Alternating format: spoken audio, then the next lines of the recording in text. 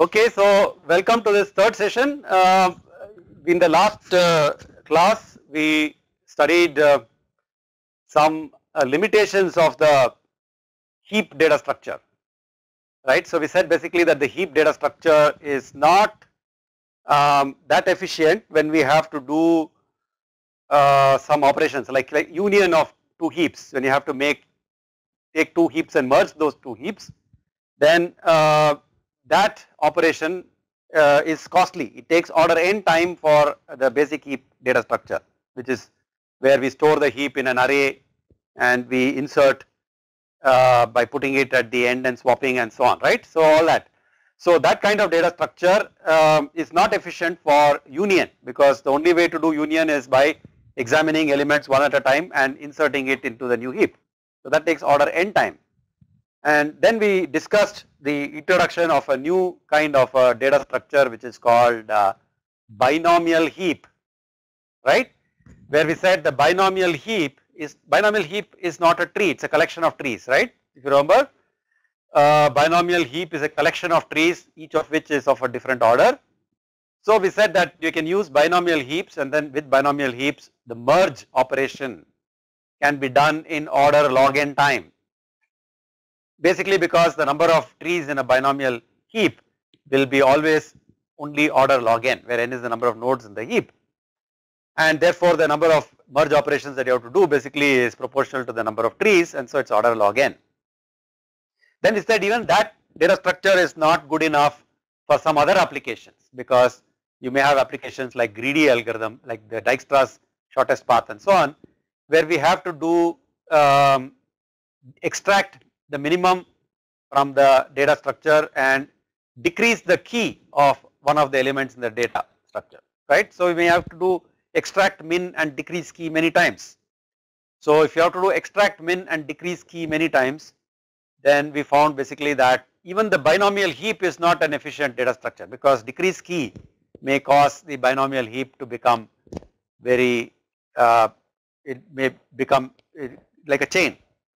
So you may end up having order n type of complexity for some operations.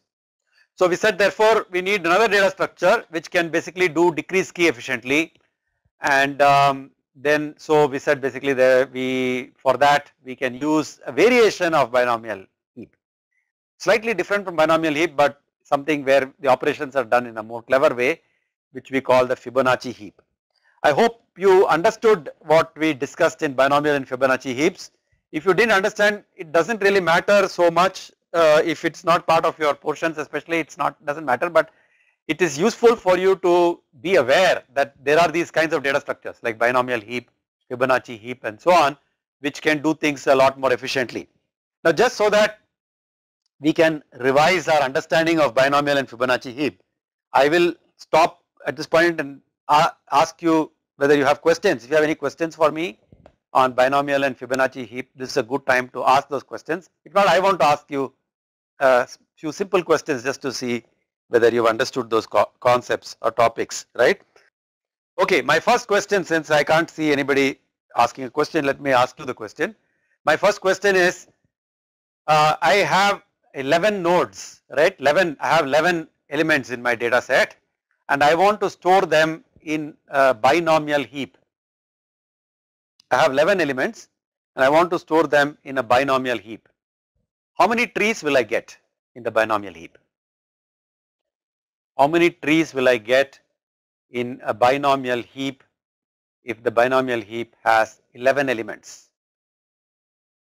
Okay. And what do the trees look like? SV College is saying 3 binomial trees, okay, 3 binomial trees. DAV is saying 4. SV College is saying order log n, which is correct, okay. Also PEC is saying 3, RVIT is saying 3, there are a lot of people saying 3 or order log n. Alright, so I think people know what the answer is. So we know basically that we have 11 nodes. So the binomial trees, these are the kind of binomial trees. This is B0, this is B1 consisting of 2 B0 trees, this is B2 consisting of two B1 trees and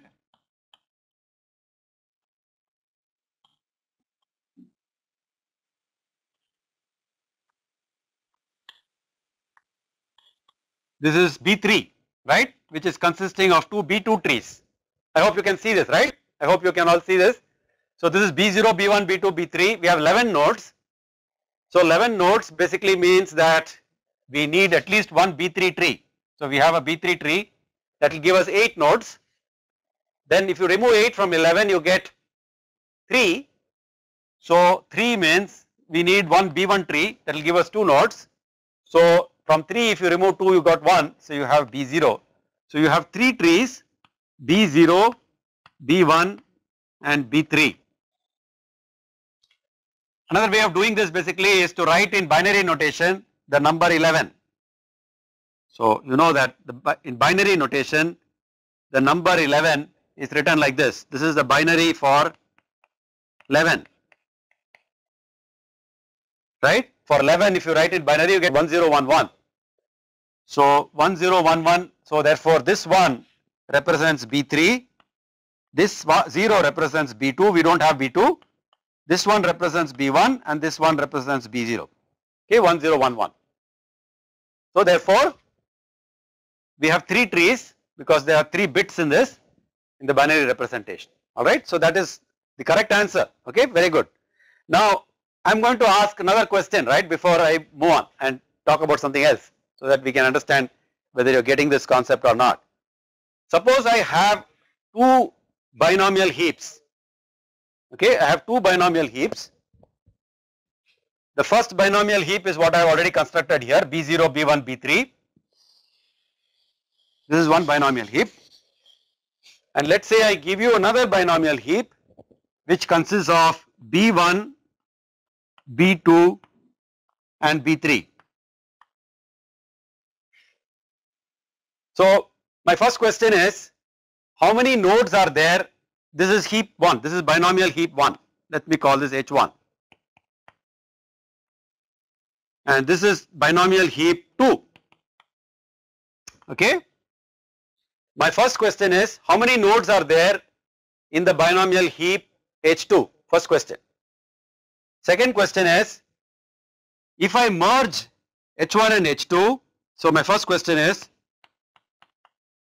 how many nodes in H2?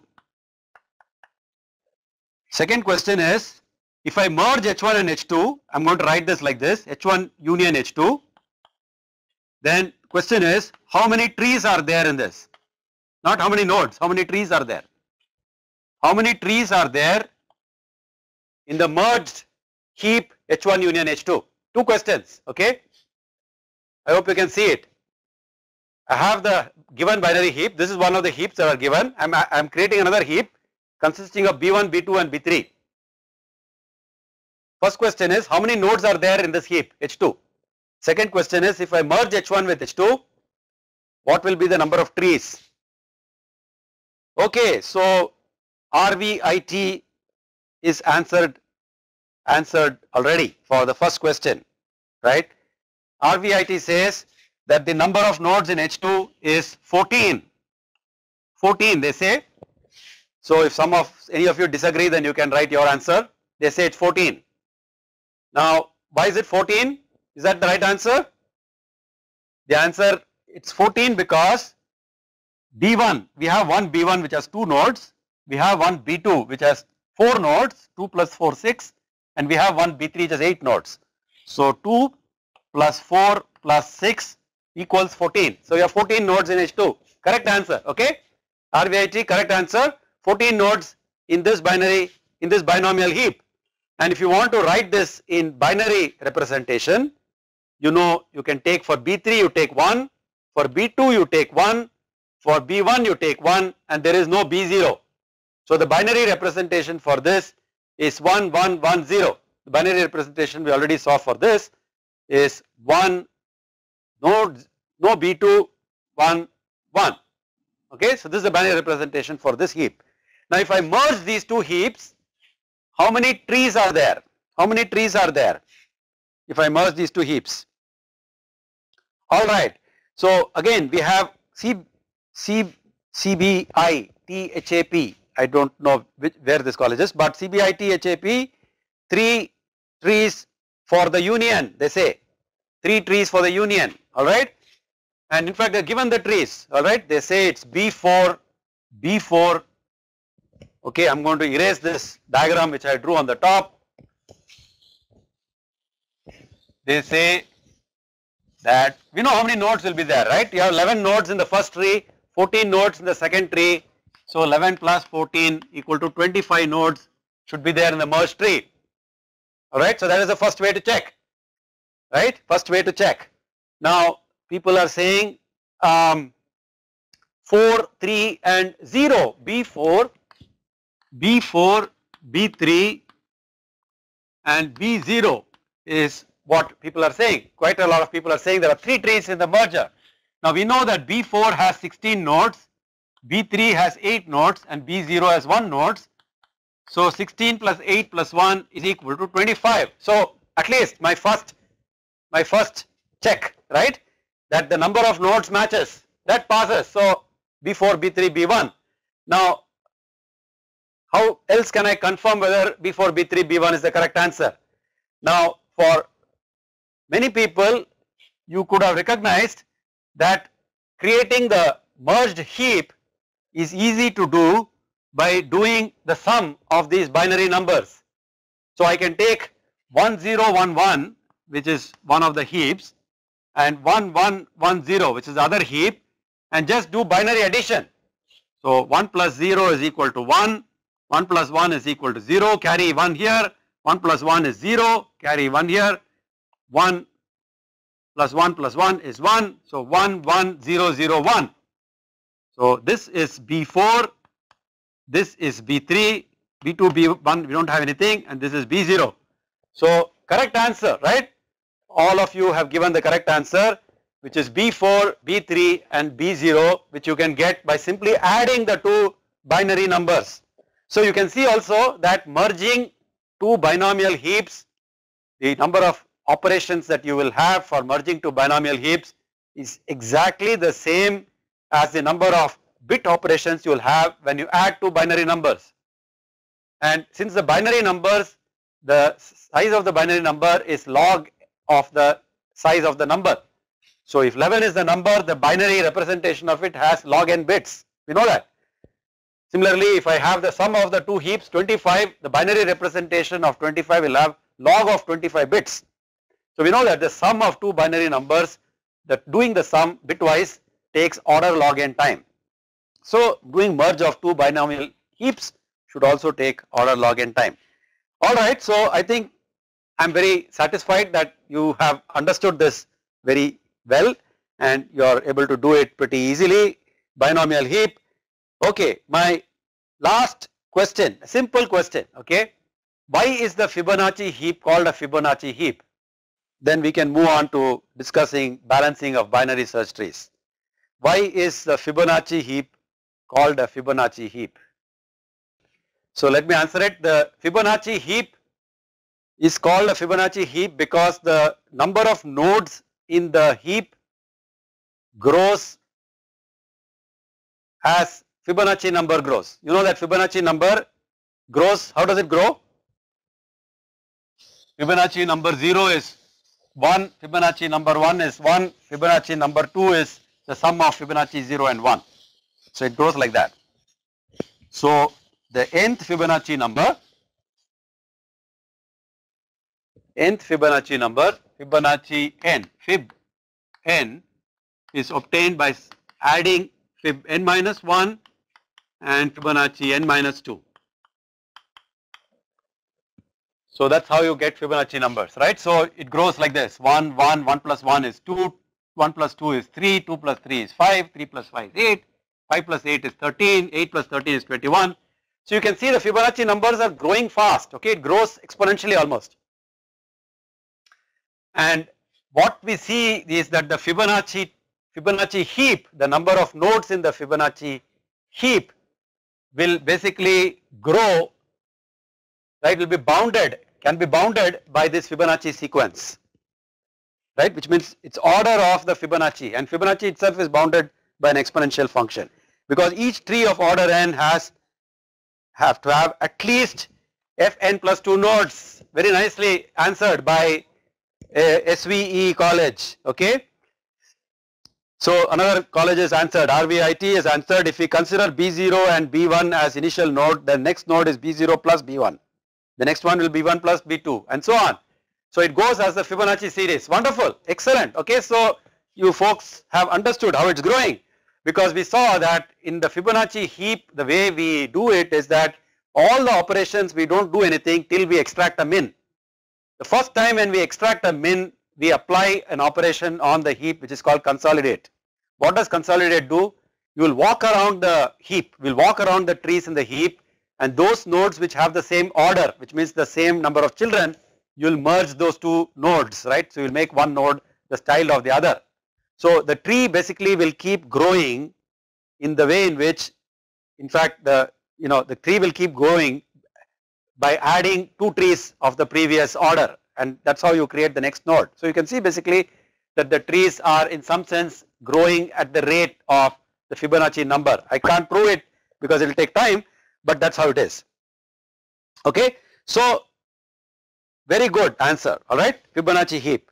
Alright, with that we will now go to today's class, where what I want to do is quickly revisit the binary search tree things that we did in the last class, after which I want to talk about balancing the binary search trees, okay. And after we have done that, we will spend at least 40 to 45 minutes solving problems that I have given you in the tutorial sheet. So you have an opportunity to solve problems, and I can try and help you with the solution of those problems, okay. Because I mean, one of the things about data structures, algorithms, is that you need to do the problems yourself. You listening to lectures and seeing the slides, any amount of it will not help you to be convinced. You have to actually work through the problem yourself, and even better, actually write code for those problems. That's the best way to learn, okay, data structure algorithms. So without that you don't really learn it, okay, properly. Okay, so first I need to tell you why we need to balance binary search trees, but before that, let me do a quick review of binary search trees. What did we say in the last class? We said binary search trees are binary trees. Binary search trees are binary trees. So which means that every child has either 0 or 1 or 2 children, right? No more than 2 children.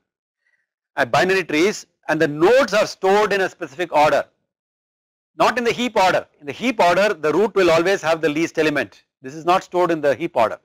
It's stored in what is called the binary search tree order, which means that the key of a node in a binary search tree will be always between the keys of the left subtree and the keys of the right subtree. So the left subtree will have key values which is less than or equal to the node, and the right subtree will have key values which is greater than or equal to the node. So what this means specifically is that if I do what's called an in-order tree walk, what does the in-order tree walk do?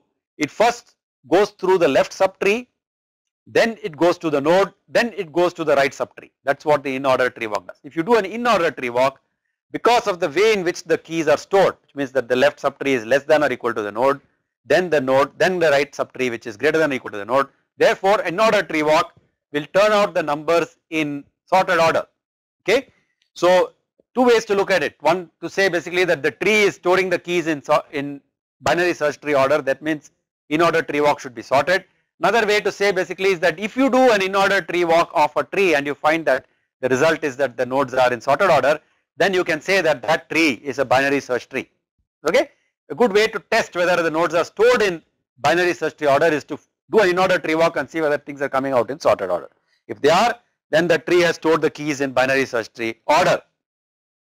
We saw basically that operations on the binary search tree can be done, we will discuss some of the operations, can be done in time which is order of the height of the tree. But we need to manage the height of the tree, which is what we will discuss in today's class, alright. So to find the minimum of an element, and this many of you got right when I asked you last time, all you have to do is go down the left of the tree. So if you go down the left of the tree, you can find the minimum. To find the maximum, you need to only go down the right of the tree. Both of these operations are obviously order of the height of the tree, right, because you are going down the left or the right, so you are going down to the height of the tree. How do you find the successor? There are two cases. Either the node has a right child or doesn't have a right child. If the node has a right child, the successor will always be the minimum of the right subtree, okay, which is obvious if you know basically that you are going to do in order tree walk will produce the things in sorted order. So therefore, after visiting 15 you are going to visit this right subtree. The first thing you will visit in the right subtree is the minimum. So therefore, the minimum of the right subtree has to be the successor of 15. If you don't have a right child, on the other hand, the successor is given by a simple algorithm which says go up left and turn right. Successor of 13 is given by going up left to the end and then turning right.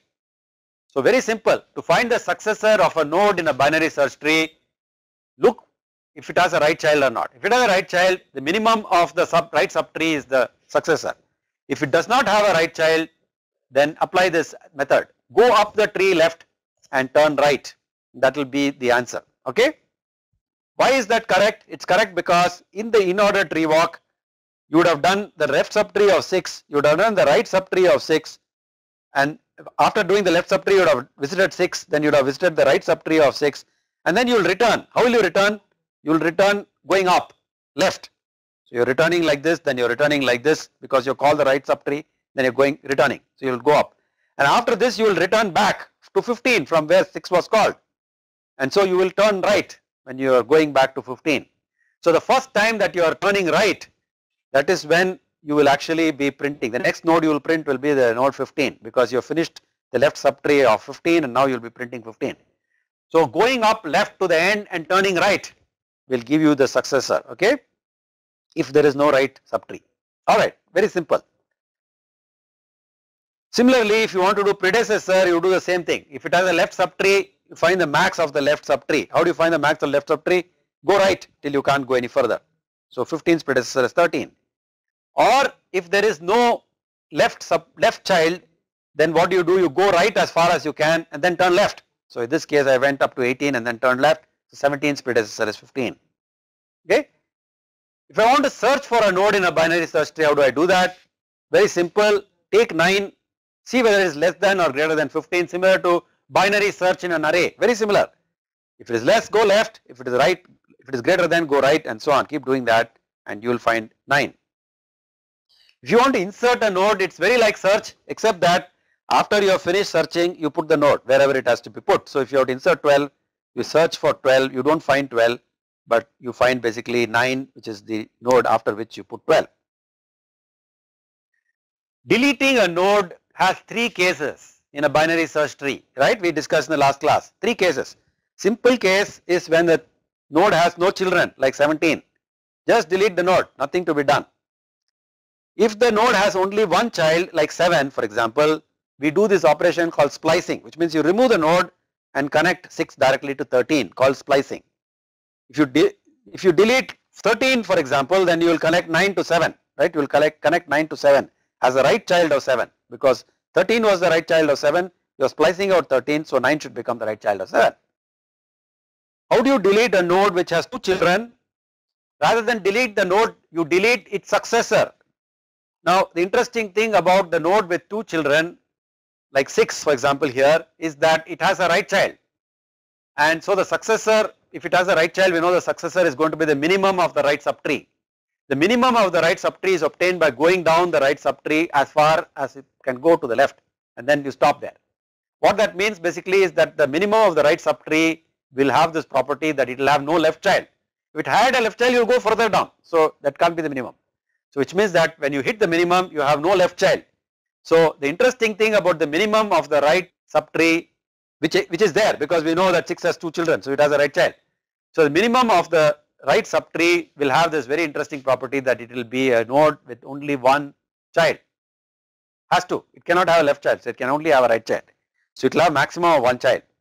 So therefore when you find the successor of 6, you find that it's a node which has only one child, and so we can apply the previous rule for one child, which means you splice it out. So you splice out the successor of 6, but then you actually deleted 7 instead of deleting 6. So what should you do now? You copy 7 into 6. Very simple, okay. So so very, very simple to make the delete operation work on binary search tree. Okay, now I want to motivate why we need to balance the tree, alright. Now the answer is that if you don't balance the tree, the binary search tree can grow to order n height. Consider for example what happens when you get a sequence of numbers 1, 2, 3, 4. These are numbers which are already sorted, right? Sorted sequence 1, 2, 3, 4. What happens? So when you get this sorted sequence 1, 2, 3, 4, first you will insert 1 into the tree. So you put 1 at the root. Next you get 2. So you search for 2. So 2 is to the right of 1. So you go right and put 2 there. Next you get 3. So 3 is to the right of 1. So you go here. 3 is to the right of 2. So you go and put 3 after 2. Next you get 4. So 4 comes after 1, 2, 3. So you will put it to the right. So you can see very clearly that when you get numbers in a sorted order, it's already sorted, the binary search tree performs very badly, because what it's going to do is it's going to make a linear chain of nodes pointing to the right. So one's right child is 2, 2's right child is 3, 3's right child is 4, like that it will keep making. So now this tree is a long tree, and so if I have to search for 17 in this tree, for example, I have to go down the tree order of 17, right. So that is a very bad tree. It's a very unbalanced tree, right. All the trees we saw up to now were nicely balanced. They were looking like a tree. This doesn't look like a tree. It looks like a branch, right. Looks like a long twig. So we have a problem with this tree. So what we need to do is to find a way to balance this tree so that we have for every node the two sides, the left side and the right side, are roughly equal in size. So in order to balance the tree, we first discuss a factor which is called the balance factor. Firstly, we need to talk about the height of the tree. I used the term height, but I didn't define it. So let us define the height of the tree to be the length of the longest path from the root to the leaf. There are many paths from the root to the leaf. Take the one with the longest length, call it the height, okay, easy. Now let's define the balance factor as the difference between the heights of the left and the right subtree. So if you take this long thing that we created over here, the left subtree has height which is 0 because there is no tree there, whereas the right subtree has a height. So let's say this has n elements. So the right subtree has height n minus 1, left subtree has height 0. So if you subtract height of left subtree 0 minus height of right subtree n minus 1, you get the balance factor is minus of n minus 1, which is minus n plus 1 or 1 minus n. Okay. So balance factor you see basically can be positive if the left subtree has a longer height, can be negative if the right subtree has a longer height, or it can be 0 if both of them have the same height. So our objective is to somehow get this balance to become 0 if possible, okay, 0. Of course, if you have 2 nodes for example, then you have the root node, besides the root node you have one more node, so I have 2 nodes. So I can either put this node to the left or I can put it to the right. If I put it to the left, then my left subtree will have height 1, right subtree will be 0, so balance factor will become 1. If I put it to the right, then the left subtree will have height 0, left subtree will have height 0 now, and right subtree will have height 1, so balance factor will become minus 1. So if I have 2 nodes, I can't make it 0, it's not possible to make it 0, impossible to make it 0. So I can clearly see that either I want to make the balance factor 0, or in this case the balance factor is 1, in this case the balance factor is minus 1. So I will allow for this, okay. So I want to make my tree have a balance factor either 0, which means both sides are balanced, or 1 or minus 1, but I don't want it anything else. Can I do that? That's the question, and this is the subject of what is called AVL tree after these 2 Russian mathematicians. See, a lot of early computer science was actually done by Russians, okay. A lot of Russians got involved in algorithm and cybernetics and all that stuff in the early days. So these 2 Russians, Adelson, Velsky and Landis, in a classic paper in 1962 called an algorithm for the organization of information. They invented this concept of an AVL tree, okay, AVL tree. And what they do in AVL tree is they manage to keep the balance in the tree either to 0 or to 1 or to -1. They keep it between -1 and 1. So it can be -1, 0 or 1. How do they do that? How did they propose to do that? Right, AVL, Adelson-Velsky and Landis. AV stands for Adelson-Velsky, which is one guy, and Landis is for the second guy, right? So AVL, that's where the name comes from, AVL tree. Reason I brought it up is because otherwise you'll wonder what AVL means. So far we have used names like binomial, Fibonacci and all, which means something, alright. For the first time we are using a name which is the name of the people who actually invented the algorithm or the data structure. Okay, so first we have to ask ourselves, when can the tree become unbalanced? If the tree is already balanced, there is nothing to do. So what operation on a balanced tree will make the tree unbalanced?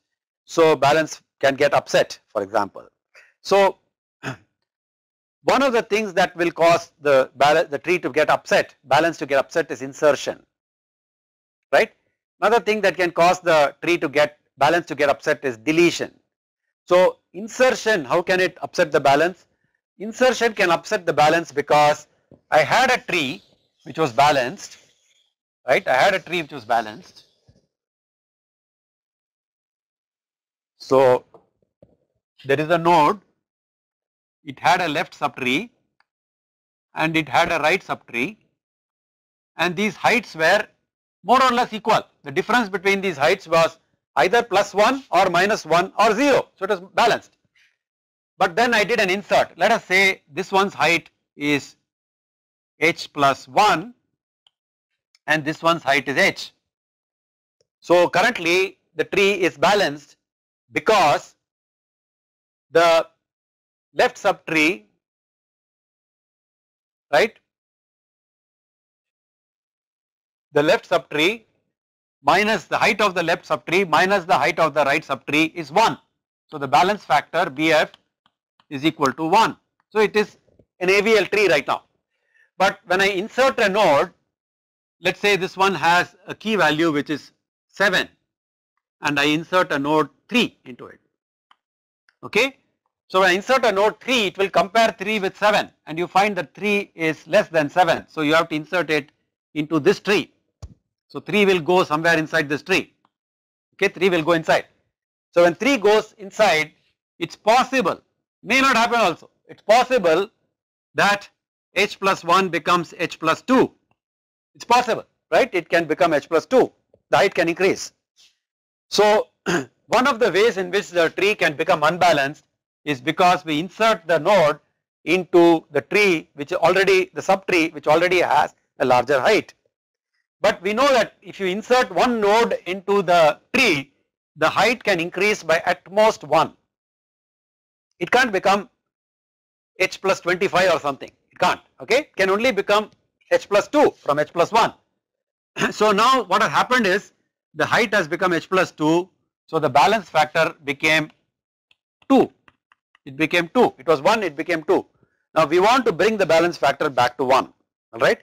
So here what I have done is I have examined the left subtree, okay, I have examined the left subtree and you can see here that the left subtree has height h plus 2, it has become h plus 2 because you added a new node to it, it became h plus 2, and the right subtree has height h, and so the balance factor basically is h plus 2 minus h is 2. So I want to restore the balance. So the operation that we do to restore the balance, very simple operation, is called a rotate operation. We try to rotate this tree around 4. This somehow a long chain seems to have built up here, 5, 4, 3. So I want to basically rotate this tree, okay, rotate this tree around 4. So this is the rotate operation, rotate around 4. What does rotate around 4 do? It takes the parent of 4, which is 5, and makes that parent a right child of 4. Note that a left child of a node will have key value which is less, right? A left child of a node will have key value which is less, less, and the right child of a node will have key value which is more. So therefore, since 4 is the left child of 5, it has key value which is less, everything in this subtree will have key value which is less. If I push 5 as a right child of 4, everything in 5 and in the right child of 5 will always be greater than 4. So this will remain a binary search tree after I do a rotation, because of the way in which binary search tree stores keys, right? We know that left child will always be less, everything in the left subtree will always be less, everything in the right subtree will always be more. We know that. Therefore, I can rotate and keep it as a binary search tree. So what I have done is rotated around 4. So you can see that 3 went up and became, the 3 was always the left child of 4 anyway. 5 has gone from being a parent of 4 to becoming a right subchild of 4, and 4 became the root. Now since this was h plus 2 and now we have made this the root, therefore this one is still h plus 2, right? 4's height is still h plus 2. Nothing has happened to 4, everything below 4 is exactly the same. So the height of 4 is still h plus 2, so nothing. But we are not looking at the height of h4 to determine whether or not the tree is balanced. We are looking at the two children of 4 to determine whether it is balanced. So left child of 4 has height h plus 1, which is why 4 has height h plus 2. And the right child of 4 is 5. And you can see basically that the right child of 5, what will be its height? The right, if you look, if the right child of, so 5 basically is getting its height either from D, which has height h, or from C, which has height either h or h plus 1, right? Because if this node basically has height h plus 2, then the height of the right subtree of 4 can be only h plus 1. So the height of 5, the longest path from 5 to a leaf, can either go like this or can go like this. If it goes like this, then that longest path will have a height from here onwards, it's h plus 5, so therefore h plus 1. If it goes like this, then it's maximum h plus 1 over here plus 1, so it will be h plus 2. So therefore for node 5 the maximum height is either h plus 1 or h plus 2. Node 3 we know has height which is h plus 1. So the difference between h plus 1 and h plus 1 or h plus 2 is either 0 or minus 1. So therefore the balance factor for this tree is now either 0 or minus 1. So you have brought it down from 2 to 0 or minus 1 by doing an operation, clever operation called rotate right. Alright. So we have to examine like this all the possible cases that can come up. This is called the left case, because what has happened is we have got the height unbalance occurring because the node got inserted to the left of the left child of 5. That's why it's called the left case. You could have a situation where this unbalance occurred because the node got inserted not to the left of the left child but to the right of the left child, okay, which means it got inserted here. That's called the left right case. To the right of the left child, that's why it's called the left right case, left and then right case, okay. So if it is the situation that you got an insert operation and that insert operation caused the tree to become unbalanced because it got inserted to the right of the left child, then what do you do? The answer is, what you do is first reduce it to the left case. How do you reduce it to the left case? 3 is a right child of 4, 4 is the left child of 5. So what I am going to do is I am going to rotate, right, rotate this tree in such a way that 3 becomes the left child of 4. We know basically that okay, I mean I have written, I mean this is obviously wrong, right, because what I have written here, though I have written 3 here, 3 cannot actually be to the right of 4, okay. So this must be some other number, okay. Just don't read the key value here because it's wrong. Some key value which basically got inserted to the right of 4, okay, whatever that key value is, this is wrong. So what you do basically is you first reduce it to the left case by rotating left, right, you rotate left. So let's say this number was 5, okay, then by rotating left 5 will come here and 4 will go here. I have drawn the wrong thing in terms of the key values, these are node numbers and not key values, okay. I will correct it in the slide, but what you should have actually is something like this. This is 5 and this is 4, let's say, and we inserted a new number, let's say that number is, if it was 5 it would not have gotten inserted anyway here, let's say this is 6. So I have 6, I have 4 and I have 5. So 5 got inserted here. So what I do when I do reduce to left, reduce to left is I rotate 5 around 4. So I'll have 6, I'll have 5 and I'll have 4. Okay, this is what I'll have. So ignore what I have written in this diagram in the chart because the numbers are wrong. I'll correct it. These are the correct numbers. Okay, so let's say chart 6, 4, you inserted 5, it went to the right. So you rotate, so you get 6, 5, 4. So you reduced it now to the left case. After I reduce to left case, what do I do? The answer is now again do the same thing that we did earlier. Left case can be balanced by doing a rotation around the middle node. So in this case, after this, I'll rotate around the middle node, which means I'll put 5 as the root, 4 will be the left child and 6 will be the right child. So this is how I'll balance it. Okay.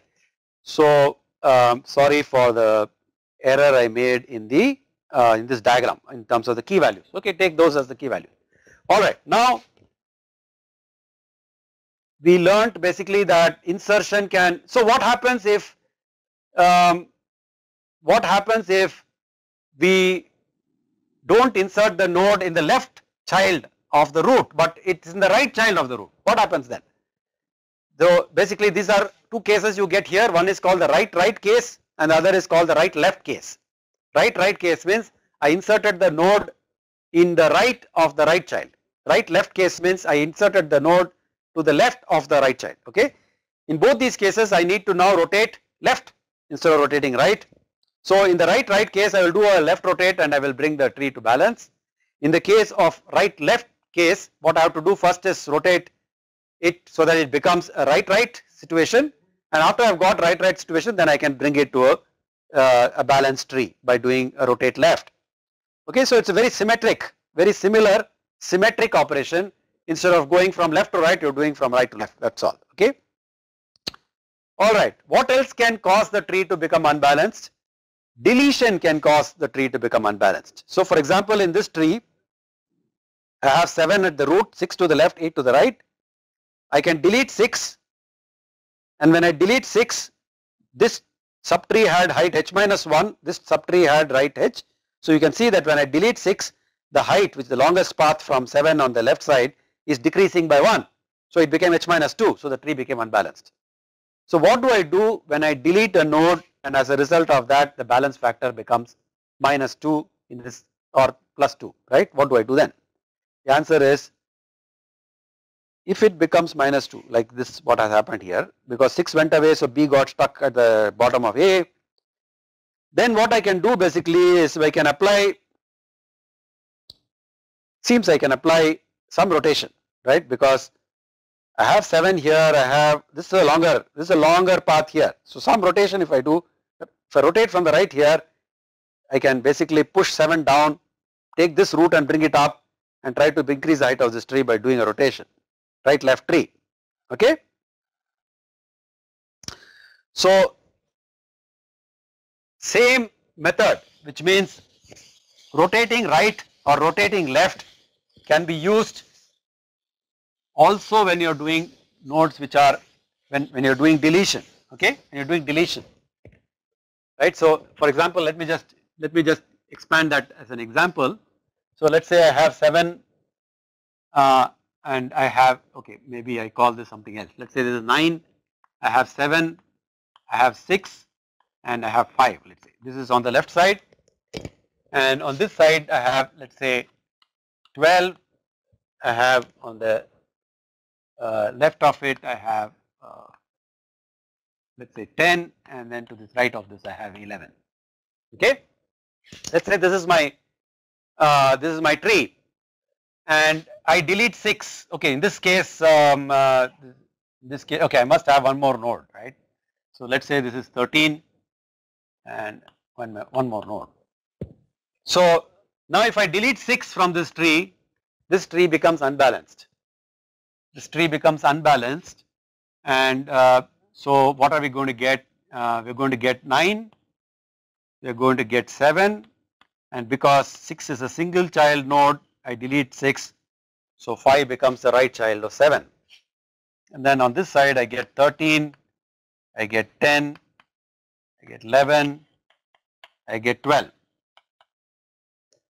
So this tree is unbalanced, right? And what I can do basically is I want to do a rotate.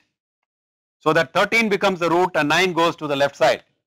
So I make 13 the root, 9 goes as the left child, 10 comes as the right child, right? And then the rest of the tree is as is, 11 and 12. Rest of the tree is as is. And 9 has become the left child, and 9's left child is 7, and 7's right child is 5. So now this tree is balanced. Okay, this is a balanced tree. So you see basically that the same rule, which is the left rule, left right rule, all those rules that we saw for insertion, we can apply the same kind of rules for deletion as well and balance the tree. Okay, so AVL tree is in fact one of the first few methods that was introduced. AVL was the first few methods that was introduced. But the problem with AVL is that what it's doing is it's very hasty, let us say, okay, or very eager to do balancing, hasty or eager to do balancing. Every time you insert something or delete something, it's going to try and balance the tree. So it is trying to balance the tree very often, okay, and so there are lots of rotation operations that are going on in AVL tree, which may not be necessary because your objective is to somehow maintain the height of the tree to log n.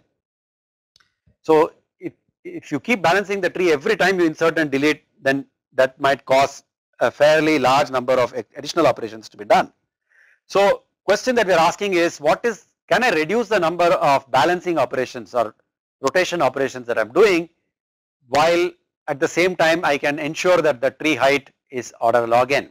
So there are tricks to do that. The one method that is popularly used for doing that is a method which is called red black tree, which I am going to discuss. Okay. Now I know that some of you again may not have red black trees in your portions, in your syllabus and all that, but it's still worth knowing that there are other methods to do balancing. So it's worth reading about it and listening to my looking at my slides and listening to what I have to say. How does a red black tree work? We know that AVL tree basically tries to keep the tree perfectly balanced. We don't need that, okay, we don't need to do that. We only need to ensure that the tree's height is order log n somehow. What red black tree does basically is it ensures that there is no path in the red black tree which is more than 2 times the size of another path. We know basically in the AVL tree the size of the left and the right subtree, if you take the heights, the difference can be plus or minus 1. Here we are saying I am going to relax it. I am not going to plus minus 1, I am not going to demand. In fact, I am going to allow the left subtree to grow to a height which is 2 times the right subtree. Okay.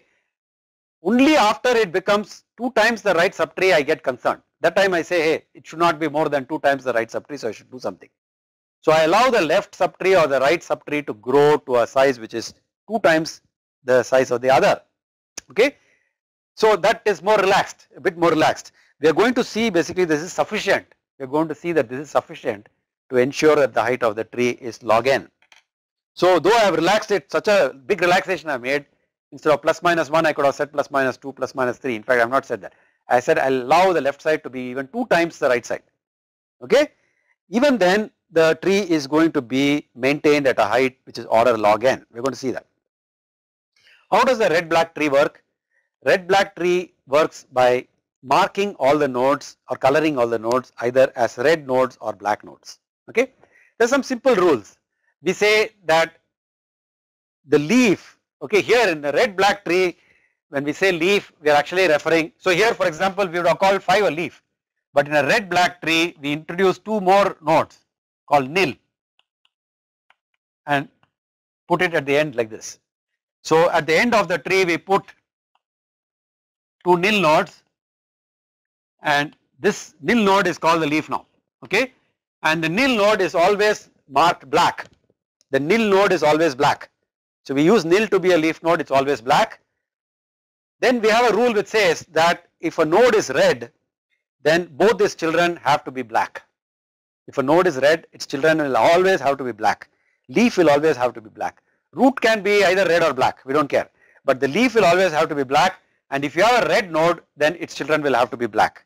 So this ensures that there are many black nodes in the tree, isn't it? There are many black nodes, because if a red node is, if you have a red node in the root, the next node after the red node has to be black. After black, you can either have a black or red. But the minute you have red, the next node has to be black. So which means that if you take a path from the root to the leaf, at least half the nodes will have to be black in color, because you can't have two reds.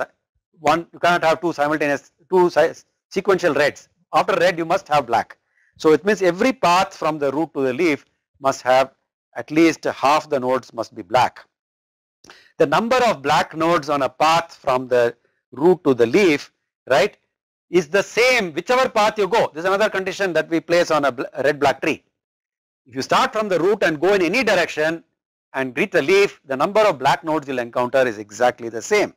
This number, which is the number of black nodes on the path from the root to the leaf, is called the black height of x, okay, of the node x. So basically we have put strong conditions on how to build the tree. We are not allowing the tree to be built arbitrarily. We are saying that if you put a red node, then it should have only black children. We are saying that if you go left or you go right, any direction you go, the number of black nodes you will count on the path will be exactly the same. So in some sense you are trying to balance the tree using black nodes, okay, but you are being relaxed because you are allowing red nodes. So by allowing red nodes you create some relaxation, but by using these black nodes you create balance, right? That's what we are doing in a red black tree. So here is an example of a simple red black tree with the root being black. The leaves are not shown. Remember, the leaves are all nil. The nil nodes are not shown. All the nil nodes at the bottom are all black. Okay, they are not shown in the figure. So red node has only black children. So 2 has 2 children, 1 and 7 are both black. 15 has 2 nil children, both of which are black because they're leaves. Okay, so we can see the red nodes have only black children. The number of black nodes on each path from the root to the leaf is exactly 3, because this is 1, this is 2, and then there is a leaf which is a nil node. Okay, that is 3. So it's exactly 3. Whichever direction you go, you will get 3. So it's exactly 3. So the black height. So when you do the black height, one of the things that I didn't tell you is when you do the black height, you don't count the node.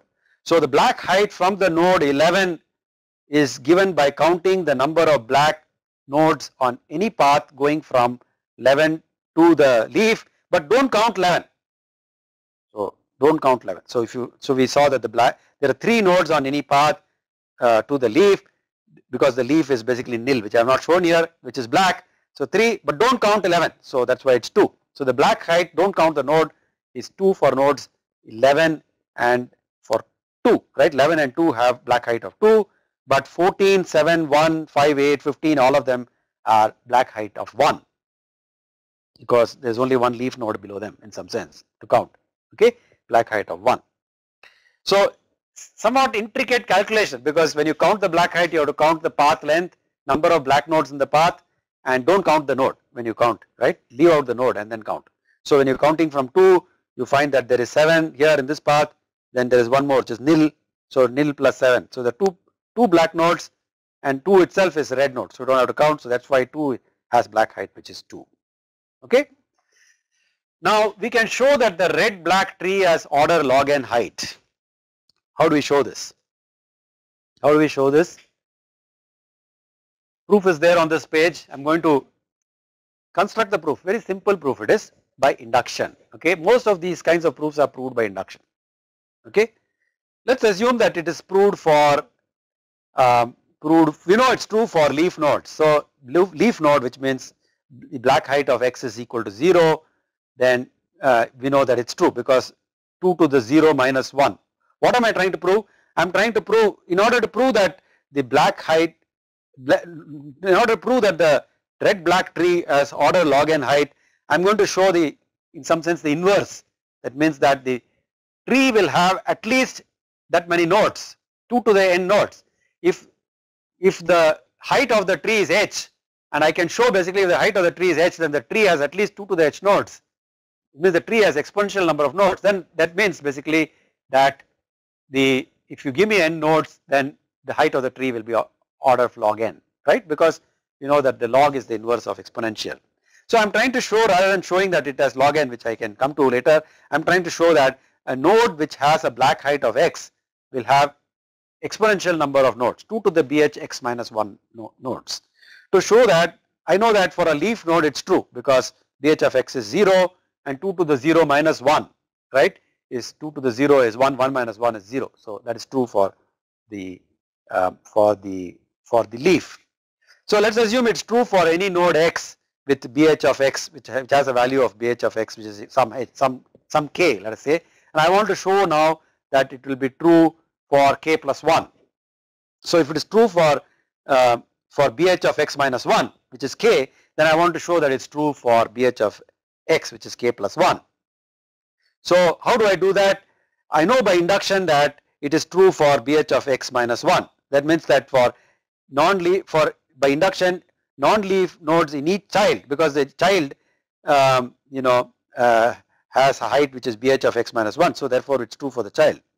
So the number of nodes in this tree, okay, will be given by 2 into bh of x minus 1 minus 1 plus 1, because it's true for the children. There are 2 children, right? So the number of nodes under this child is given by 2 raised to bh x minus 1 minus 1. For this child also is given by 2 raised to bh x minus 1 minus 1. So for both the trees together, it is no more than 2 into, it is at least, rather, all of the cases are at least, right? So it is at least 2 into bh x minus 1 plus add the root node, which I have put on top. So you get this. So if you do the sum math, you get it's 2 raised to bh x minus 1. It's kind of, if you do the, if you try to draw it out yourself, you will figure it out very simply, very quickly, that because of the fact that you are forcing the number of black nodes in each path on both sides to be the same, right? So if the tree consisted of only black nodes, then this would be a perfectly balanced tree. It will be like an AVL tree, isn't it? But since we are allowing red nodes, therefore the tree can become unbalanced. But the red nodes, you can only add red nodes in such a way that when you add a red node, its children has to be black nodes. So you can't add too many red nodes. So that ensures basically that the height of the tree, if you look at it in terms of black nodes, if it is h, then the height of the tree, if you add red nodes to it, can be at most 2h, right? So therefore, if it is a completely only black nodes, we know it's log n, but if you add red nodes, the height might become 2 times, so it may become 2 times log n. So but 2 times log n is order log n, okay? That's basically the proof. Not very difficult proof. So what we are showing basically is by keeping the tree red black, by relaxing rule which says that I need to balance the tree, and I am saying I don't want to balance the tree, I allow one side to be even 2 times the other side in terms of height. Even then the height of the tree is order log n, which means that all my tree operations can be done in order log n time. So how do I do insertion in a red black tree? How do I maintain the red black tree when I do insertion? The answer is that when I insert a node, the node is always inserted as a red node, okay? So insert a new node, it will always be red. So it will not change the black height. Wherever you put it, it's not going to change the black height because it's a red node. But what can happen when you insert the red node into the tree is that it can become the child of another red node. So when a red node is inserted into the tree, if it becomes the child of another red node, it violates the red black condition, because the red black condition says red node should have only black children, right? So what do? We fix this problem. Just like we fix the heap and we fix the binary search tree rotation and all, we fix this problem. How do you fix it? You do some tree rotations and you do some recoloring, okay? So tree rotation we already seen. This is tree rotation, right? Left rotate and right rotate. I've already explained to you. Recoloring. What is recoloring? Let's say in this tree I inserted 4. So 4 is always inserted as a red node. So I compare it 11, it's less. Compare with 2, it's greater. Compare with 7, it's less. Compare with 5, it's less. So it's going to get inserted to the left of 5. So I inserted it here. What happened now? 4 basically is now a child of 5. 4 is red, 5 is also red. So we have 2 red children. This right tree, this thing is not a red black tree. I have to fix it. So there are many rules for fixing the red black tree. Okay, the rules, simple rules are, first rule says check force uncle. Okay, what is uncle? Force parent is 5, 5 sibling is 8. So 8 is called the uncle of 4. Uncle because it's the sibling, one could have said aunt, okay. So this was written at a time when we did not bother too much about gender and all, I guess. Anyway, 8 is called the uncle of 4, which means basically that 8 is the sibling of the parent of 4. So uncle, okay. So check whether force uncle, in this case 8, is red. So the rule says if force uncle is red, then do recoloring. If force uncle is black, we are going to do rotation. If force uncle is red, we are going to do recoloring. So recoloring, basically what does it do? Because force parent is red, we are going to rechange the color of the force parent to red, to black. But since 8 was red, 8 is also changed to black, because now then I can change 7 to red, right? Because you know that when 7 is red, its children have to be black, and because earlier it was red. So I change both 5 and 8 to black and I make 7 red.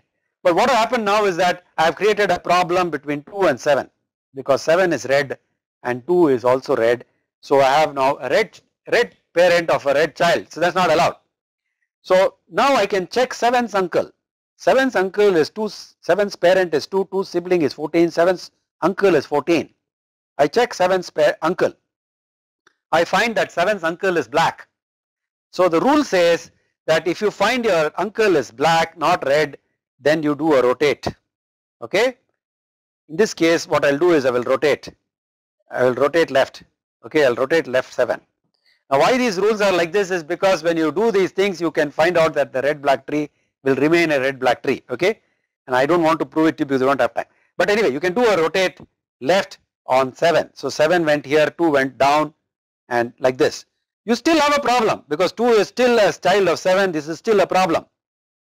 Okay, this is still a problem, so you have to fix it. So what do I do now?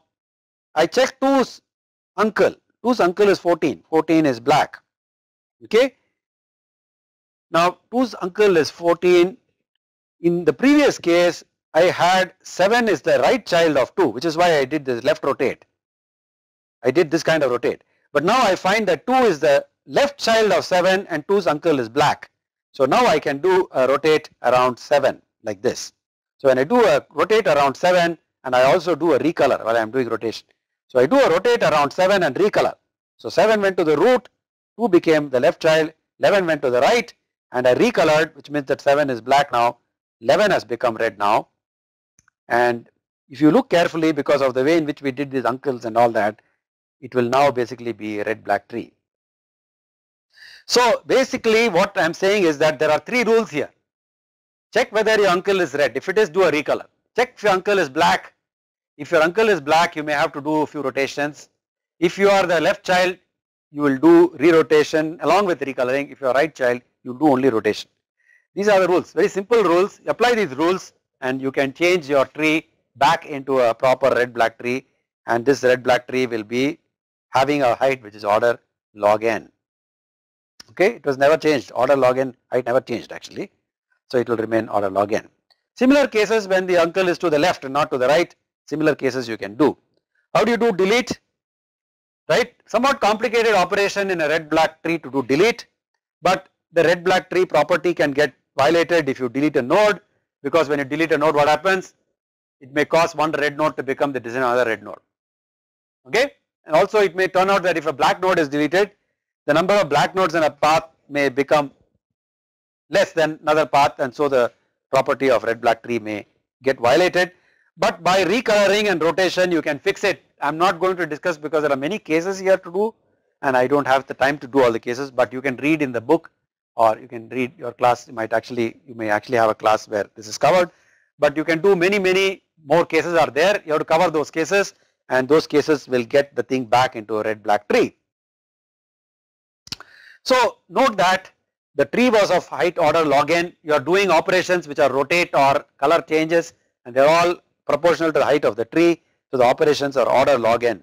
Okay, fine. So the last tree I am going to consider before we go to tutorial problems is splay tree.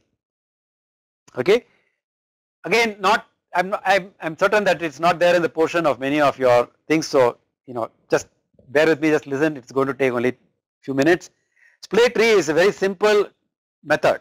Okay, what you do in splay tree is you adjust the binary tree, just like AVL tree. You adjust the binary tree, but you don't do it too often. I mean, you're not going to do it every time like you do in AVL tree. At the same time, you're not keeping red nodes, black nodes, and all these complicated things that is being done in red black tree. You're doing very simple thing. You're saying that always try to keep that node which you access last at the root. Try to bring the node which you access last close to the root. Why you want to do that? Because you find in many situations, you find that when you search for an element, you will search for, when you search for elements, you find some elements are being searched for a lot of times and some elements are not being searched for at all.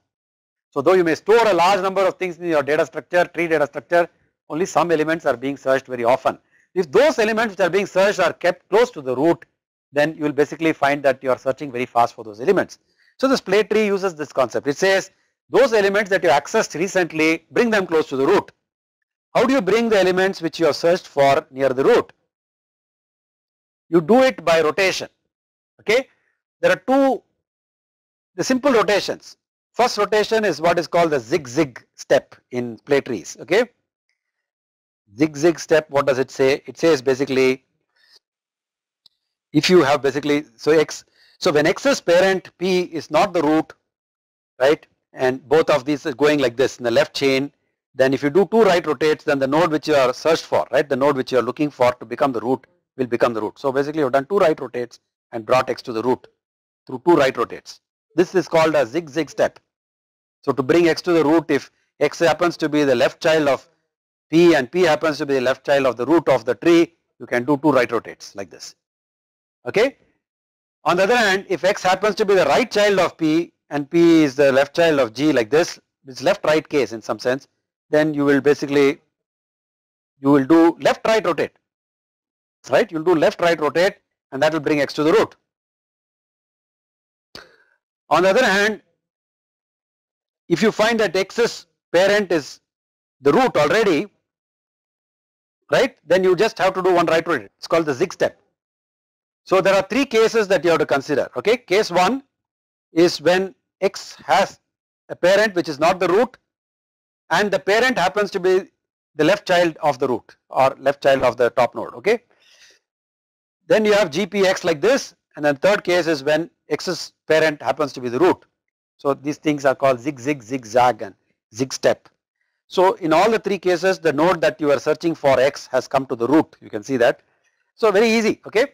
So what it says basically is that if you have searched the tree and you have found a node, then you can keep doing these rotate operations and bring this node right to the root of the tree. And because we search usually for a small number of nodes, those nodes will come and bubble up to the top of the tree, and therefore your tree will be very efficient on the average. May not be efficient in the worst case, but it will be very efficient on the average. That's why amortized case or average case for a splay tree is order log n. Worst case may be order n, but in the average it will do extremely well, which is why splay trees are used many times in real life situations. Okay, so with that I complete all the part that I wanted to do, theory part that I wanted to do. Okay, we have learned a number of things in this 3 sessions, trying to introduce concept which probably you are hearing, many of you may be hearing for the first time, so it may have been a bit tough, but I am certain that you have learned at a high level, you have got the concept, you can read the rest on your own. What are the things we learned? We learned that we need a new data structure called priority queue used in greedy algorithms, and that basically allows you to do selecting or extracting the minimum and doing insertion very efficiently, right? That's what we learned. But the heap operation is not good for doing union. When you have to do divide and conquer, in addition to doing extract min, then you might want to use a binomial tree, binomial heap. Okay, but if you're going to do greedy algorithm where you're doing extract minimum and you're doing decrease key, continuously doing decrease key extract min, then you may need another kind of data structure called the Fibonacci heap, in which the decrease key operation is constant time, extract min operation is on the average order log n time. So the Fibonacci heap is an extremely efficient algorithm for doing things like Dijkstra's search on a graph. shortest path algorithm, for example. And the binary search we discussed, we need basically binary search trees because we want to do predecessor, we want to do successor, we want to do search and so on. For such kinds of things we need trees, but these trees can become unbalanced, so you have to balance them. In today's class we looked at 3 ways of balancing. One is by using AVL, one which is very eager to balance the tree, or by using red-black tree, which is by coloring the nodes and maintaining the red-black nature of the tree, or by using splay tree, which tries to get the node which you last accessed to the root by doing rotations. Okay, so with that we end the theory part of the course. Already black nodes at the leaf, so any node inserted after it will not violate the red-black node rule. Okay, black nil node. Okay, so if the node has already got black nodes at the leaf, we still add black nodes, nil nodes at the end, even though we don't need to do it, simply because it's easy to show the results and to do the algorithm. Okay, it doesn't really change the thing in any way, but you're right, if the leaf is already black, we don't need to add any black nil nodes strictly speaking, but we do it still because it's easier to do analysis, that's all. Okay, there is another question that has come from ITMP, which is I have a doubt. Is this possible that black node can have exactly one black child but no red child in red-black tree? Can a black node have exactly one black child in a red-black tree? The answer is yes, it can have, because remember it's just a binary search tree. Any node can have one child or two children or no children. So a node can have just one child, and that node can be, so a black node can have a black child and can have a single black child. Yes, it can. All right. You may not get it when you do insert, because you know that when you do insert, you will come and you will insert the node will become red. But immediately after inserting, you may, if it's a black node you inserted, it's a red node which is a descendant, so clearly you're not going to have the situation when you do insert, right? So let me just explain. So I had a node. It's a very perceptive question actually, it's a very good question, right? Very good question. So if I have a black node, I do an insert of a red node, I do another insert of a red node. So at this stage black node has two children, both of which are red, and we're not seeing a black node with one child which is black. That kind of situation is not seen. But you might now have a situation where you insert another red node and it goes as a descendant of this node, and then now you start doing recoloring. Okay, when you start doing recoloring, then you may find that you suddenly have one black node becoming the child of another black, especially when you do deletes. So when you do inserts, recoloring, deletes, series of these operations, you might end up with that kind of situation. All right. Okay, what is the other question? Okay, so MIT SAP is asking, I think it's better we have discussion what we mean by amortized time complexity with an example. Okay, there's another question which says, what do we mean by rotation procedure? All right, so let me take the rotation procedure first, and then I can come to amortized time example. So this is the rotation procedure, all right? This is the rotation procedure. What does it say? It says that if I have a node y, a node x, which is the left child of y, I can rotate in such a way that x becomes the parent, y becomes the right child. That's called right rotate. So what have I done?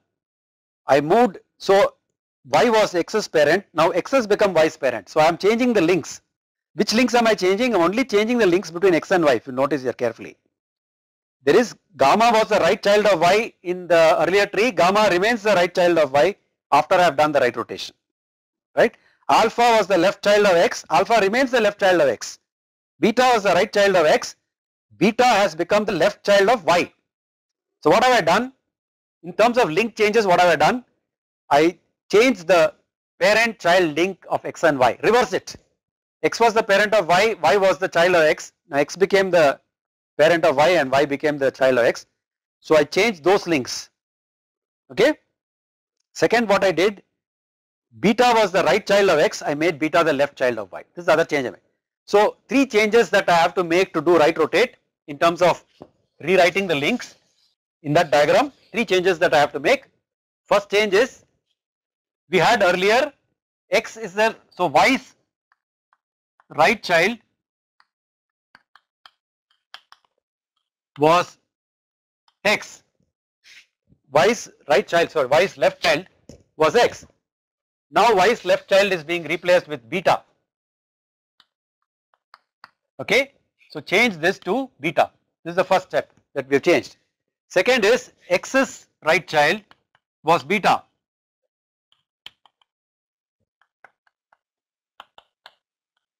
Was beta. This I change now to y. Okay. The third is that y's parent was something, right? Whatever y's parent was. So y's parent was something. So y's parent is now set to x. And x's parent is set to, I should do this before, otherwise you will have problems. Okay. So x's parent is set to y's parent.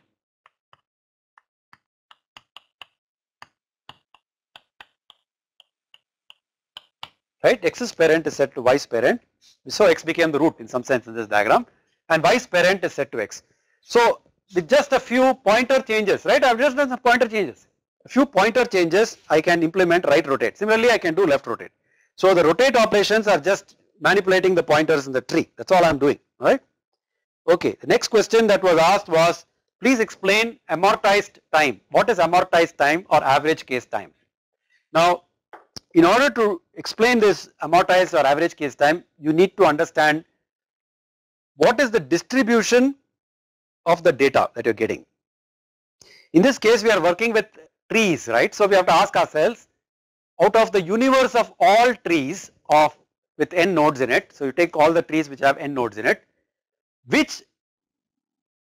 what is the distribution of the heights of this tree?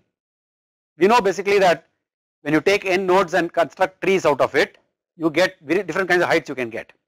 So what is the different kinds of heights that you will get out of n node trees? Which heights will come more often, which will come less, and so on? What is the distribution of the heights? So you will get some graph. The graph will be on this axis, you will get the different heights of the tree, and on this axis you will get the frequency, which means how often that height is occurring. So some graph you will get, okay, some graph. This is the distribution of the trees with different heights, all with having the same number of nodes, n nodes, okay. So we need to know this. Why do we need to know this? Because the algorithm is proportional to the order of the height. So the average case basically means this, I erased it, but the average case basically means that the average of this distribution, in some sense expected value of the height of the tree basically is order the amortized cost, which is basically order log n. So the average height of, so another way to put it basically is, if I generate trees randomly, then the average height of the random tree is going to be order log n. Then the amortized cost is going to be order log n, alright. I am afraid I can't explain it more than this, because amortized cost analysis requires introduction of some techniques. You need to learn you need to learn how to do amortized costs, okay. There are some techniques. The simplest technique that is used very often is what is called potential method. You can read it yourself, something called potential method. So I can calculate the potential of a node, which basically is a way of maintaining cost, like a cost budgeting method. I am trying to maintain the cost of a node using a method which is called the potential of that node, okay. So using potentials, I can calculate amortized costs, okay. I don't want to go into more detail than that because we don't have time to discuss it, but you can try and read about how to do amortized cost. It's very well explained in many books. There on, if you do Google also you can find it, or maybe there's a class in which you will get to discuss it, okay. What other questions do we have?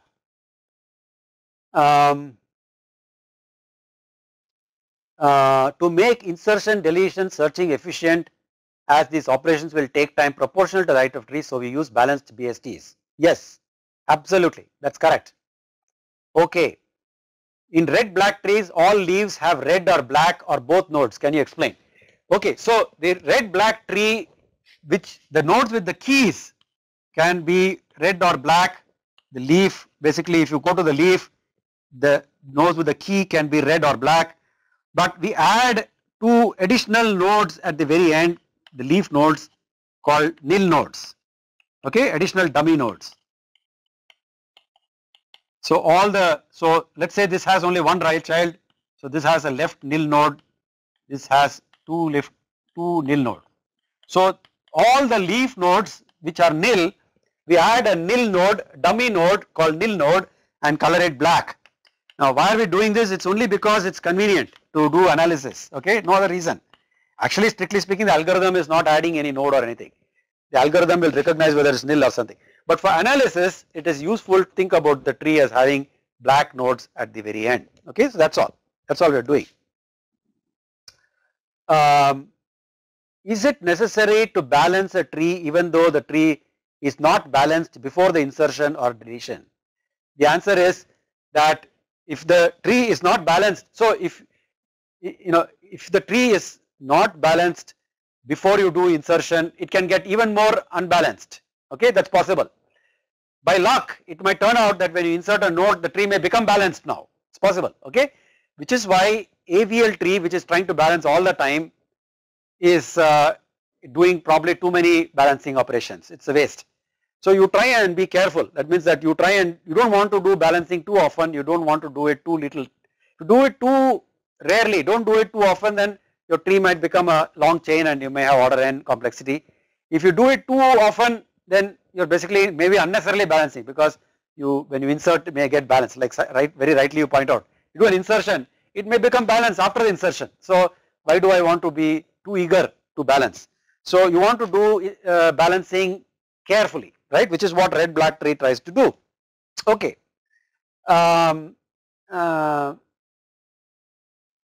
But keeping the tree kind of balanced, either an AVL or a red black or a splay tree, is a good idea. Which is the best balanced trees? Best balanced trees, there is no such thing as best, depends on what you want to do.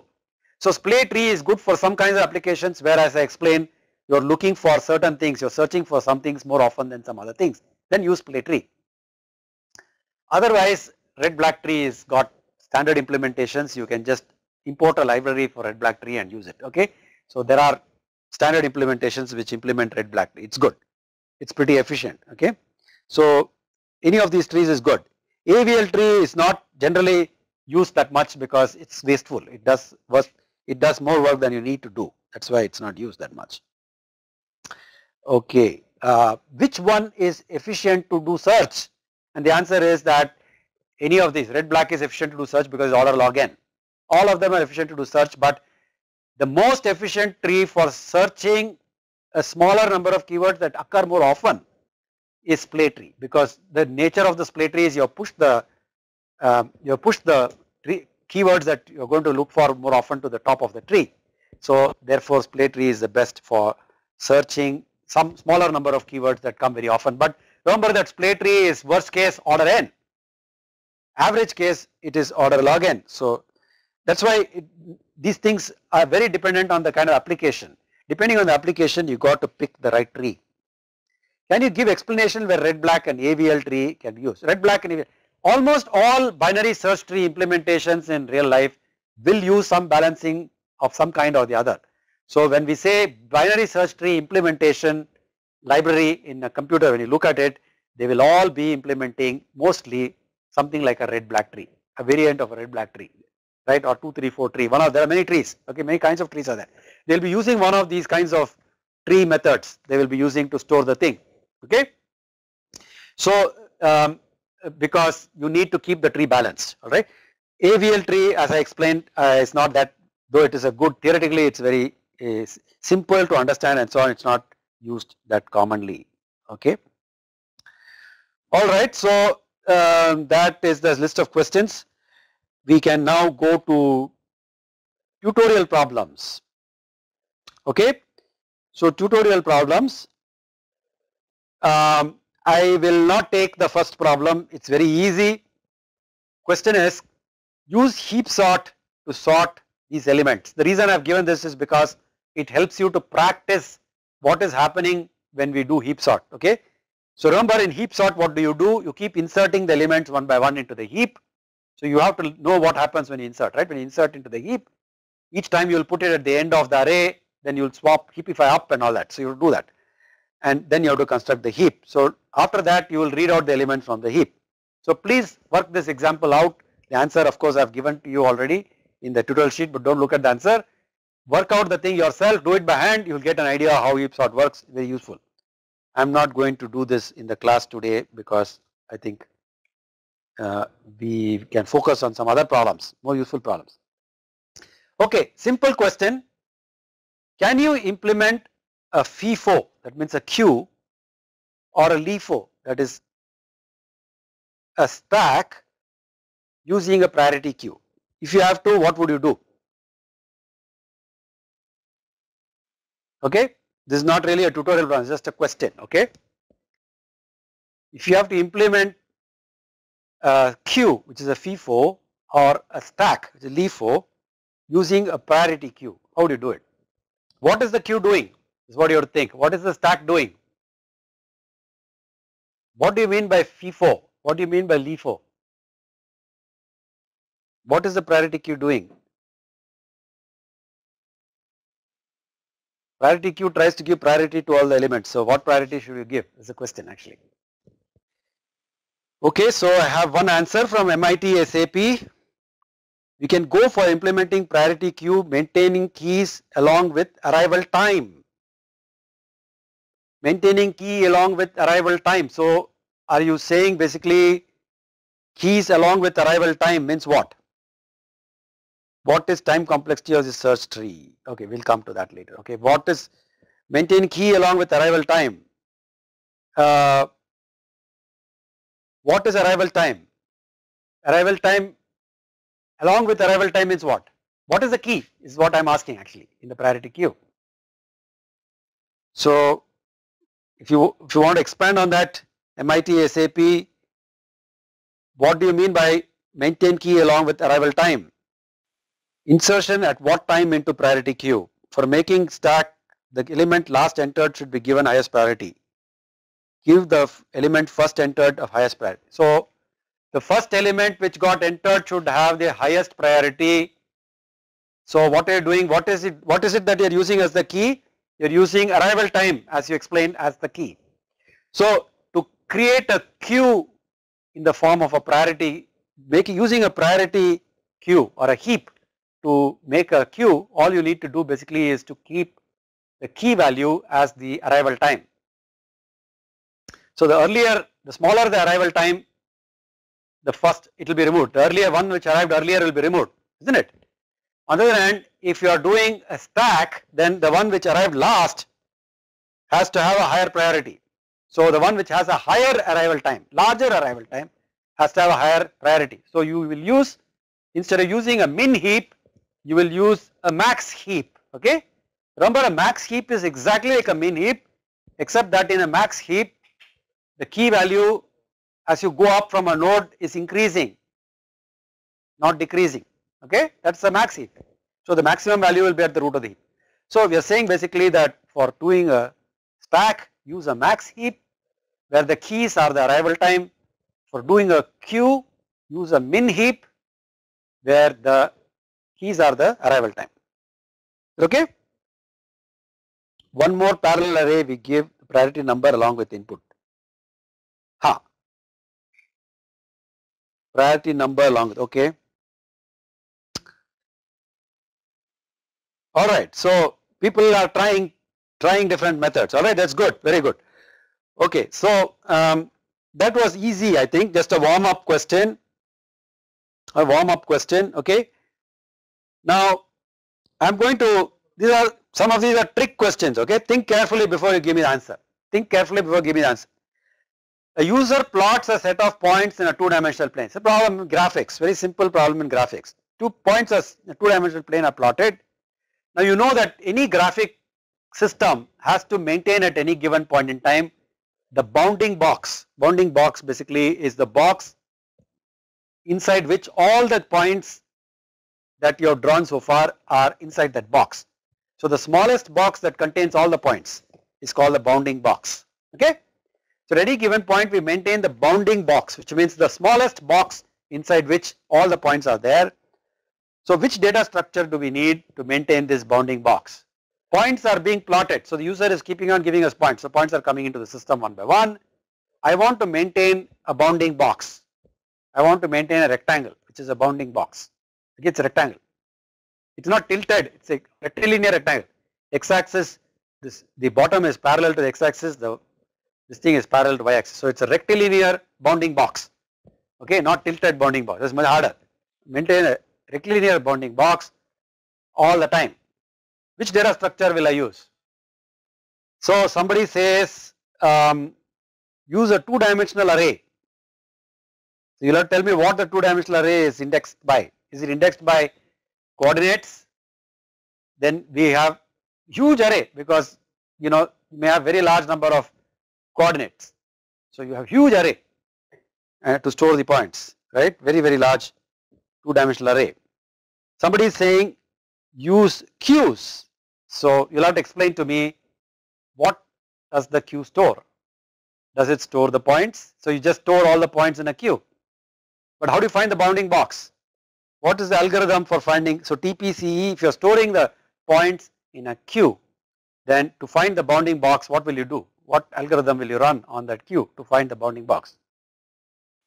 Somebody is saying stack, alright. Okay, stack. So which means that you have to look at the last point which came in, that might be more important for you. What do you do with a stack? I mean, why are you storing it in a stack? What's the algorithm that will run on the stack to find the bounding box? I can't see how the stack of all the points will tell me what the bounding box is, nor will the queue. Remember I said that some of these could be trick questions. I mean, so think carefully. We're given a set of points, points are coming one by one to us. At any point we need to return back, quickly we need to return back the bounding box. So somebody is saying BST, use binary search trees.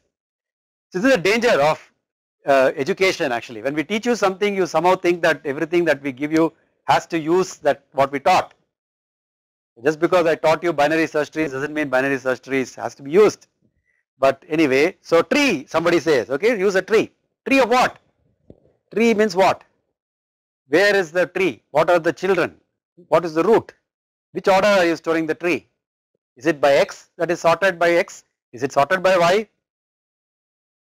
So somebody says use array structure, array containing the points. So if I have to do something with the array, I have to search all the elements, all the points. So that's order n. Every time I'm adding a point, I'll do order n operation to find the bounding box. Not a very good idea. I want to maintain the bounding box. Okay, so let me answer this one. Okay, I told you it's trick question. I'm going to answer this one, and the next one you can try on your own. The answer for this is we don't need a data structure. That's the answer. This doesn't require a data structure. Okay, don't need a data structure. Why? Because in order to find the bounding box, I just need to find the minimum x value of all the points, the maximum x value of all the points, the minimum y value of all the points, and the maximum y value of all the points. So I maintain 4 variables called min x, max x, min y, and max y. When a new point comes, I compare the xy value of that point with min x and max x and min y and max y, and then if it is affecting any of these values, I change it. Which means the point is lying outside the existing bounding box, then I increase the bounding box. That's all. So let's say that so far my bounding box looks like this. The new point came here, nothing to do. If the new point came here, then I have to increase my bounding box like this. If the new point came here, then I have to increase my bounding box like this. So at any given point in time, I just need to maintain 4 variables: min x, max x, min y, max y. That's all. Points come in, I keep updating these 4 variables, I'm done. There is no data structure required. Okay. So though I taught you a lot of data structures, arrays, lists you learnt earlier, we learned stacks, queues, we learned heaps, we learned binary search tree. We don't need anything for this particular problem. trick question, okay, trick question. The kind of question that somebody might ask you when you go for interview, right? Trick question. You don't need data structure. So just because I taught you data structure doesn't mean you need to use it. Think and see where you need it. If you don't need it, you should not use. Alright, that's the basic idea of asking this trick question. Second question. Now what has happened basically is that the user has placed his cursor on the screen. Let's say this is the bounding box I have calculated. The user has placed the cursor here. No point, okay? He just placed the cursor here. So you know the cursor is by an arrow, right? So you put the arrow here. He is not yet plotted a point. What I want to do is I want to pick, there are many points that are there already on the screen. I want to pick that point which is nearest to the cursor. I want to pick that point which is nearest to the cursor. How can you do this? What data structure will you use so that I can pick the point that is nearest to the cursor? It's a very practical problem, right? You do it in graphics all the time. You go and click on some object and it comes nicely, it gets selected. Somebody is doing all that work for you. How are they doing it? It's a question. What data structure can I use if I want to pick the point which is closest to the cursor? So what data structure would I use for finding the point which is nearest to the cursor? Now I can't say anymore that I don't need data structure because I have a bunch of points. I have to first store the points. I can't just store the bounding box. I need all the points. So I need a data structure to store the points. Okay, so this is not a trick question. Alright. Somebody is saying stack. Alright. So if it's a stack, why are you saying stack? Because the chances are that the point you plotted last is the one that is most closest. That is why you are saying stack. I don't know. Why are you saying stack? Can PEC explain why a stack should be used here? Is it because you think that the point that you plotted last is the one that is most likely to be the one where the cursor is? Yes, he says. Okay, PEC. Good. It's a good answer. Okay, it's a good answer. Maybe it is. So maybe the last point you plotted is very close to where you are. So therefore, you might use a stack. Good answer. Alright. Or last in first out. Right. Maybe. Alright. It's good. Good answer. Any other ideas how you can do this better than this? So maybe it's not the case that the last point you plotted. I plotted the point and then I want to plot a point here. So I went here. I want to delete one of the points which is there already. So I went here after plotting this point. So it may not be near anywhere close to, and this might have been the very first point I plotted. In that case, what do I do? Somebody says, MIT says priority queue, they say, alright. What is the priority? What is the key value if it's priority queue? Because your cursor can be anywhere, no? You can move your cursor and go anywhere. It looks like more like a search problem. Distance you are saying, okay, MIT is saying distance, okay, now we are getting to something here, some misconceptions, alright, probably misunderstanding. Distance from the cursor, but remember the distance from the cursor is moving. So if I move the cursor, the distance of all the points are changing now. So every time I move my cursor, I have to recompute the distance from the cursor for every point. So I have to change the key value for everything. So it's not a good idea to use priority queue with distance as the key. So not a very good idea because every time you move the cursor, all the distance values have to be changed. It's not a very good idea. Somebody is saying BST, alright, binomial heap even, okay, BST, alright, BST. What is the binary search tree you will use? What are you doing a search on? Is it X? Is it Y? Okay, so you see basically, what are you seeing? I mean, you are seeing basically that while it is easy to introduce a data structure in the class and learn about it, when you go to a practical application like this is an absolutely practical application, isn't it? It's graphics. You find that it's not that trivial, isn't it, to find out which data structure to use. So heap can't be used. So what you do here basically in these kinds of situations is none of the data structures we've discussed so far are useful actually for this. What you do is, somebody actually said array, right, earlier, two-dimensional array. So you want to do two-dimensional array, but two-dimensional array which is got one pixel per cell will be very costly. So what I do is I overlay on top of my thing, I overlay a k by k grid. So this is a k square grid, okay. And so what I can do is if my cursor is inside this, then I have to only search inside this cell, this grid cell. So by choosing an appropriate value of k, I can keep the array small, but by keeping k reasonably large, I can ensure that the number of points that I have to search for is small. Okay, so you narrow the number of points to be searched to order n by k square. This is a kind of a trick question, okay, trick question, because I introduced so many data structures in the class, but none of them are useful for this problem. Okay, the idea was to tell you that look, just because we did a data structure doesn't mean that it can be used. That is why I have given you this tutorial problem. You have to examine the problem carefully to figure out what data structure you need and can be used. None of the things we discussed, priority queue, binary search tree, none of them works for this problem, this particular problem. Okay, so suppose we are given these points, they are coming in, the user may select and delete points besides adding new points. He may select points, he may delete points and add points, and we need to find the bounding box at all points in time. User may select a point and delete it. So assume we have this grid and you can select it, so don't worry about select.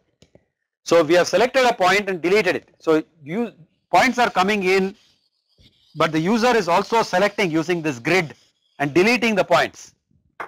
So you are inserting a point, you are deleting a point, and you want to find the bounding box all the time.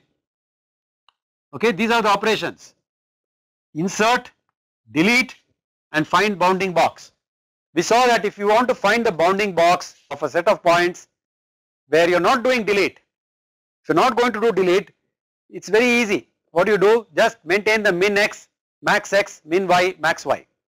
But if you are starting to do delete, it is not possible to do that, because when I delete the point, if that point happens to be on the bounding box, then the bounding box may have to shrink. Now I don't know how to shrink it, So what data structure will I use that will help me to maintain the data structure will I use to maintain the bounding box when I am going to continuously do inserts and deletes of points in the data structure? Somebody says graphs actually, okay, interesting. For searching nearest element we can use graph, maybe, okay, maybe you can keep graph data structure, but it's very hard to do search in a graph, right? Anyway, so what is your answer? If I want to do insert, delete and bounding box, what data structure would I use? I will use a priority queue, says TPC College, okay, TPCE priority queue. Tell me the key, which key value will you use? What is the key value you will use to get the bounding box? So TPC is saying max element as in max x or max y. So SVE is saying take the corner points of bounding box, that's enough, they are saying. See, the strange thing is that there are no corner points, there may be no corner points. There may be a point here, 1 point here, there may be 1 point here and 1 point here. This is how the bounding box is created. There may actually be no points in the corner. So that's the problem SVE about taking corner points. So TPC is saying take max element. Should I take max x or max y? What should I take? Max x. So the problem with taking max x is you are only going to get this value, right? At any given point in time you are only going to get this line. What about these lines? How do you get the other parts of the bounding box? Okay, so let me tell you the answer. It's a very simple answer. You need to maintain 4 priority queues. 4 priority queues, 2 min and 2 max. 2 min and 2 max, okay. So the 2 min is one for min x and the other for min y. And the 2 maxes are one for x and one for y. So keep 4 priority queues, right, 2 for x and 2 for y, that's the answer, okay. Now what I would like you to do basically is to try a few more problems from the problem sheet which I have given you. As you see very clearly, unless you solve the problems you don't understand, okay, you don't get to it. You have to take practical problems and try to attack it, then only you understand what's going on. You cannot use data structures just like that, okay.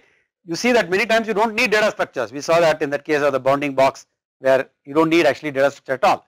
So if you had done my prerequisite quiz where I had asked all these trick questions, you would have understood that many of those questions are related to things where you don't need data structure at all. So you would have got the hint. Okay, so I want to leave this one hard problem in front of you so that you can think about it carefully. Don't look at the answer which I have given you, right? How do you find, what is the data structure you would use if you want to do insert, delete and finding the median of a set of numbers, okay? Not the minimum, not the maximum, but the middle number, median. So if you want to do insert, delete and not minimum or maximum but find median, then what data structure would you use? It's a hard problem, but try it, okay, try it. And I can tell you that even my IIT students struggled with this problem, but try it. If you can get this problem, you would understand heaps like nothing, okay. It will be a way to understand, clear all your ideas about heaps, okay. So with that I will leave that, and there are many more problems which I have given you here which you can look at and try to solve on your own. With that we come to the end of this particular module on priority queues and trees. I hope you enjoyed it. If you have any further questions, feel free to post the questions, and I am sure somebody in the QEEE organization will send it to me and I can answer it through email, okay. So feel free to post your questions even afterwards. There is a forum on the course pack, so you can use that as well to ask questions, and I am quite happy to answer them, alright. Thank you so much.